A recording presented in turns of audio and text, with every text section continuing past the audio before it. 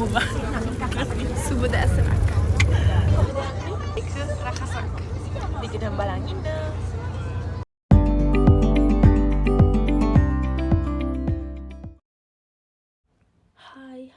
Hi කොහොමද හැමෝටම?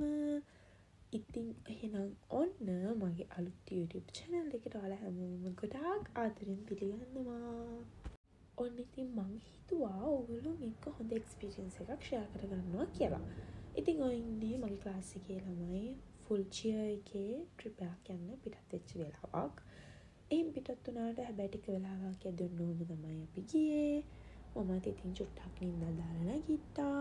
ඊට පස්සේ ඉතින් බලනකොට තාමත් ටිකක් කළුවර වැටිලා තමයි තිබුණේ. මොකද අපි ලුක්කවලින් පිටත් වුණේ පාන්දර 4:00ට. ඉතින් දැන් ඔය වෙනකොට උදේ 7 වගේ තමයි වෙලා තිබුණේ.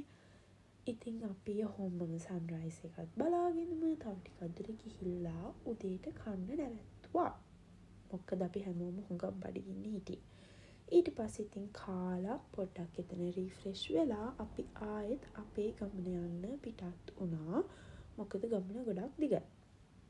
හැබැයි ඉතින් පිටත් වුණාට පස්සේ නම් ඔය වගේ සිටුේෂන් එකක් තමයි තිබුණේ. ඉතින් ඔය මෙහා පැත්තේ ඉන්න මගේ යාළුවා එහා පැත්තේ ඉන්නේ මම. හැබැයි බලන්නකෝ නැගිට්ටේ කියලා. නැගිටිනකොට පුදුම ලස්සන view එකක් ඇත්තටම තිබුණේ. හිම වලින් ඔක්කොම වට වෙලා මාරම ලස්සනයි. ඉතින් ඕක තමයි මොන්තේ බියන්කෝ. ඒ කියන්නේ බටහිර යුරෝපයේ තියෙන උසම කඳු පන්තිය. ඉතින් කොහොම හරි ඕකට මොන්තේ බියන්කෝ කියලා කියන්නේ සීත කාලේ ඔය කඳු ටික ඔක්කොම හොඳටම ඉමෙන් වට වෙලා වැහිලා තියෙන නිසා. මොකද බියන්කෝ කියලා කියන්නේ ඉතාලි භාෂාවෙන් සුදු පාට කියන එක. හරි. අපි ඉතින් කොහොම හරි මොන්තේ බියන්කෝ පාස් කරනවත් එක්කම බෝඩර්ස් ක්‍රොස් කරා. ඊට පස්සේ අපිට කිව්වා ලන්ච් වලට රෙඩි වෙන්න කියලා. දැන් ඉතින් අපි ලන්ච් ගන්න තමයි යන්නේ. අපිට කොහොමවත් වැඩි වෙලාවක් තිබ්බේ නැහැ ලන්ච් ගන්න. මොකද අපේ ගමන ගොඩක් දිගයිනේ. ඒ නිසා අපි නවත්ත තැන්වලින් ඉක්මනට අපේ වැඩ ටික කරගෙන යන්න තමයි අපේ ප්ලෑන් එක තිබ්බේ. හරි දැන් ඉතින් ලන්ච් එකක් ඉවරයි. ඊට පස්සේ ආයෙත් යන්න පිටත්. Se non scordate i pennelli nella valigia. අයුබෝවන්. ඔයාලා ඉතින් ඊයේ දැක්කේ මගේ පිලිපින් යාළුවා. එයාලා ඉතින් මම වීඩියෝ එකක් කරනවා දැකපු ගමන් එයාලට දන්නේ ආයිබෝවනුයි සුබ දැසනුකේ විතරයි. ඉතින් එයාලා ඔක කියනවා. සමහර වෙලාවට එයාලට තේරුම මතකත් නැහැ. හැබැයි එයාලා කියනවා. හරි.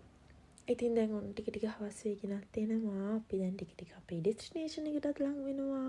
ඔයාලට තාම මම කිව්වේ නෑ කොහෙද යන්නේ කියලා. හැබැයි ඉතින් දැන් නම් දන්නවත් ඇති මං කොහෙද ගියේ කියලා. මං මගේ WhatsApp channel එකේ කට්ටියගෙනුත් ඇහුවා මං කොහෙද යන්නේ කියලා ගෙස් කරන්න කියලා. ඉතින් බලන්න කවුද එනං හරියට ගෙස් කරේ කියලා. ඔව් අපි ආවේ පැරිස් වලට. ඔයගොල්ලෝ මේ දැක්කේ අයිෆල් ටවර් එකේ චූටි වීඩියෝ එකක්.